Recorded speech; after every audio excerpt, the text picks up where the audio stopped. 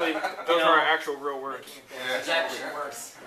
So that's ridiculous, but It's because clearly a legal issue. There is Yeah. something called fair use. Yeah, And I'm exactly. involved in as an academic teacher, and I see an article, do I want to give this to my students? It's called fair use, okay? I can do it one time, one semester. I can't crank it into my curriculum and do it for the next 10 years.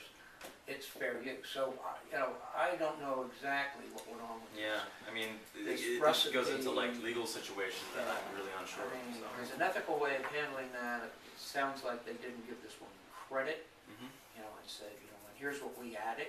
Did they add 2%? They add 10%. So this is very legally complicated. Yeah. I think. They also, this particular website came out with a bullshit line that said all content on the internet is in the public domain, which is completely and utterly correct. And Ivan, you mentioned the whole hour here of social media and how it can derail a brand.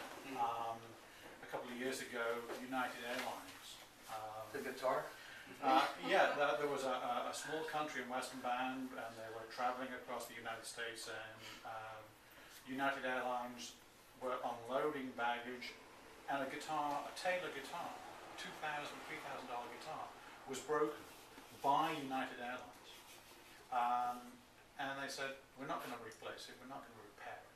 So the musician in question recorded a song called United Breaks Guitars.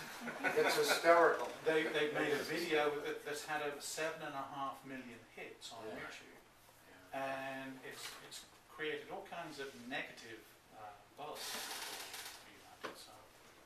But they're still flying planes. So. They are still flying He planes. got a brand new guitar. There you go. And that's the way to resolve things such as that. But is there something to be said though about a brand's ability to make money versus how they're perceived socially? And is there any correlation between the necessity to buy their product versus me liking to buy their product? Could you phrase that somehow? Essentially, around here, for instance, I hate Subway, but in a bind, I just go to Subway, and I hate everything about it, and I cry while I eat their sandwich. But I mean, they get my money because I need a place to go. But obviously, if there were another choice, then people start to move ahead, and there just seems to be this like kind of power struggle because they have the economics to continue, and they don't really care about the experience of the consumer. Just wondering what your thoughts might be on that. The difference is, for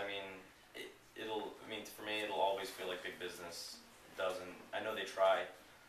It'll just never feel like they really pay that much attention to the experience of the consumer, and really that's what it all comes down to. The visual aesthetics, of your website, your ads, the feel, the tone, everything from the the ease of use of your website, from the kind of quality of customer service I receive. It's entirely about the experience, and I think sometimes with the way big business approaches social media, they should really use it in a way to give people, to kind of set the tone, kind of give them a sampling of what that experience can be like. And I think the brands that are doing it well are giving the people the opportunity to know, like, this is what our company is like. It's kind of like giving them a look into their company culture. This is what the experience is. Might make me more interested in their products. But if you genuinely hate Subway, then that's not really going to change. But at least you'll be like, well, I still hate their sandwiches, but their ads are pretty cool, and they gave me a coupon in my inbox and on Twitter. I'm totally going to use them. Not really like them, but it'll fill me up for lunch hour. And that's what you do,